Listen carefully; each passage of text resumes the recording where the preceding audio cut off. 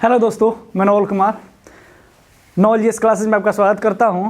तो आज हम लोग एक नया टॉपिक के साथ उपस्थित हुए हैं। लोग कुछ कारण से वीडियो अपलोड नहीं हो पा रहा था, तो आज एकदम नया सीरीज लेकर आए हैं, मध्यकालीन भारत का इतिहास। मध्यकालीन भारत का इतिहास, तो उससे संबंधित आज हम लोग सिलेबस डिस्कस करेंगे। लोग विषय सूची कि क्या क्या हम लोग को पढ़ना है, क्योंकि आपको पता होना चाहिए कि एग्जाम के अकॉर्डिंग किस किस टॉपिक से आपका क्वेश्चन पूछा जाता है। तो आप क्या रहिएगा, बहुत सहज रहिएगा, आपको पता रहेगा क्या पढ़ना है, किसको छोड़ना है, उससे आपका क्वेश्चन बनाने में आसानी हो जाएगा। तो आज हम लोग देखेंगे सिलेबस मध्यकालीन भारत के इतिहास का कि कौन कौन सा टॉपिक आपको इसके अंतर्गत पढ़ना है। ये पूरा मध्यकालीन भारत पढ़ाया जाएगा।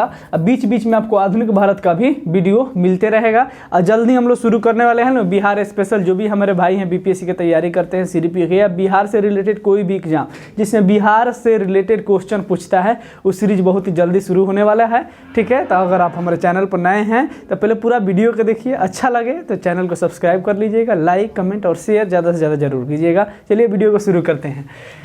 मध्यकालीन भारत का इतिहास, विषय सूची, सिलेबस। अगर सिलेबस का बात किया जाए तो इसमें पहला पढ़ना है सिंध पर अरबों का आक्रमण। सिंध मतलब, सिंध को कहने का मतलब है कि जब हमारा अखंड भारत था, जब हमारा भारत नहीं टूटा था, तो ये जो सिंध जो था पाकिस्तान के अंतर्गत पड़ता है, सिंध पंजाब के अंतर्गत पड़ता है। ठीक है, ये भारत का ही हिस्सा है। वहाँ पर अरबों ने आक्रमण किया था। अरबों ने, अगर मैप का बात किया जाए तो मान लीजिए ये भारत का मैप है, मान लीजिए वो रफली हम बता रहे हैं, तो यहाँ अरब है, इसके क्या है, इसके पश्चिमी साइड में अरब देश है, खाड़ी देश जिसको हम लोग बोलते हैं यूएई, दुबई। वहाँ से जो है क्या किया था, अरबों ने सिंध पर आक्रमण किया था, यानी कि इंडिया पर आक्रमण किया था। उसके बाद हम लोग पढ़ेंगे लोग इस्लाम धर्म का उदय, यानी कि इस्लाम धर्म कब चर्चा में आया, कब इन्होंने अपना प्रचार प्रसार किया, इसके पैगंबर कौन थे। ठीक है, उनके जीवनी के बारे में, उनसे रिलेटेड हम लोग शिया और सुन्नी के बारे में जो है इसमें पढ़ेंगे लोग।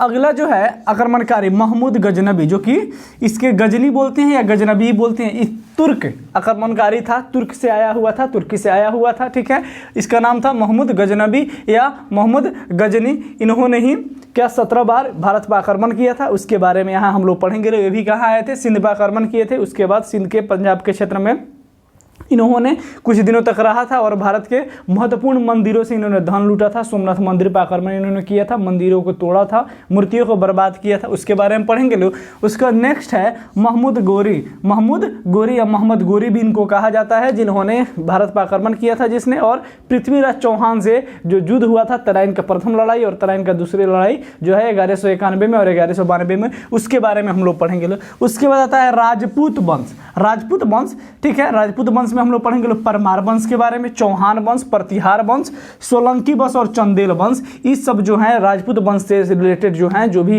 राजा शासन किए हैं राजपूत वंश के, उसके बारे में हम लोग पढ़ेंगे लोग। उसके बाद आता है दिल्ली सल्तनत, जिसे हम लोग क्या बोलते हैं, सल्तनत काल या दिल्ली सल्तनत भी कहते हैं लोग। सल्तनत काल को जो है गुलाम काल भी कहा जाता है। ठीक है, तो इसमें कुछ वंश जो हैं काम करते हैं, इसके अंतर्गत बहुत सारे वंश जो है राज करते हैं, शासन करते हैं।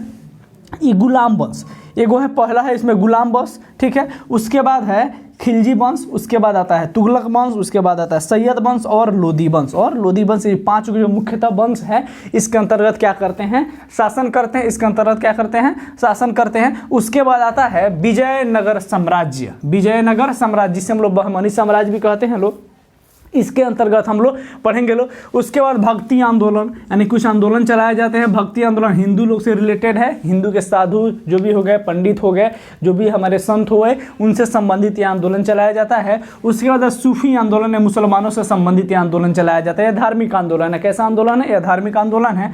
उसके बाद आता है मुगल वंश। मुगल वंश जिसके संस्थापक कौन थे, बाबर थे। उन्होंने लोदी वंश का अंतिम शासक इब्राहिम लोदी को मारकर जो है मुगल वंश का नींव रखा था, बाबर था वो। ठीक है, जिसे पानीपत का प्रथम युद्ध कहते हैं हम लोग, जो कि 1526 ईस्वी में हुआ था। उसके अंतर्गत ही बहुत सारे क्या है, बहुत सारे शासक आते हैं और भारत पर जो है, भारत पर मुख्यतः दिल्ली और लाहौर के क्षेत्र में जो है अपना शासन प्रसार करते हैं और पूरे भारत पर जो है राज करते हैं। इसमें मुख्यतः बाबर था जो कि संस्थापक था। उसका बेटा हुमायूं हुआ। हुमायूं के बाद जो है शेरशाह आता है। शेरशाह इनके वंश का नहीं था। शेरशाह जो है शेरशाह जो है बिहार का शासक था और जाता है हुमायूं को हराता है। ठीक है, हराने के बाद जो है 1540 से 1545 ईस्वी तक क्या करता है, शासन करता है दिल्ली पर। ठीक है, उसके बाद हुमायूं का बेटा आता है अकबर। ठीक है, उसके बाद अकबर के बेटा जहांगीर। जहांगीर के बाद हम लोग पढ़ेंगे शाहजहां के बारे में, शाहजहां के बारे में पढ़ेंगे। उसके बाद औरंगजेब। जिसकी मृत्यु 1707 ईस्वी में हो जाती है। उसके बाद कहा जाता है औरंगजेब की मृत्यु के बाद उत्तर मुगल कालीन शासक। उत्तर मुगल कालीन शासक कहने का मतलब है औरंगजेब के बाद जो जो शासन जो है, जो जो राजा शासन किए, उसके बारे में हम लोग उसका परिचय पढ़ेंगे लोग। और यहाँ से मुख्यतः जो है आधुनिक भारत का टॉपिक शुरू हो जाता है, उसके बारे में पढ़ेंगे लोग। और उसके बाद मुगल काल का पतन, मुगल काल का पतन, ये सब जो टॉपिक है इस हम लोग पढ़ेंगे लोग। मध्यकालीन भारत का इतिहास। तो आपका जो पहला वीडियो आएगा सिंध पर अरबों का आक्रमण। सिंध कहने का मतलब कहीं कहीं किताब में आपका टॉपिक रहता है भारत पर अरबों का आक्रमण, यानी कि मुसलमानों का प्रथम आक्रमण जो था कहाँ हुआ था, सिंध पर हुआ था, उसके बारे में। उसके बाद हम लोग पढ़ेंगे इस्लाम धर्म का उदय, मोहम्मद गजनबी के बारे में पढ़ेंगे लोग, मोहम्मद गोरी के बारे में, राजपूत वंश पढ़ेंगे लोग, सल्तनत काल जिसे दिल्ली सल्तनत कहते हैं, विजयनगर साम्राज्य पढ़ेंगे लोग, भक्ति और सूफी आंदोलन पढ़ेंगे लोग, उसके बाद मुगल वंश पढ़ेंगे लोग। इतना सारा टॉपिक है। तो आपको टॉपिक बाबू पहले सबसे पहले क्या होना चाहिए, पता होना चाहिए कि क्या पढ़ना है। तो उससे आप क्या रहिए, क्लियर रहिएगा।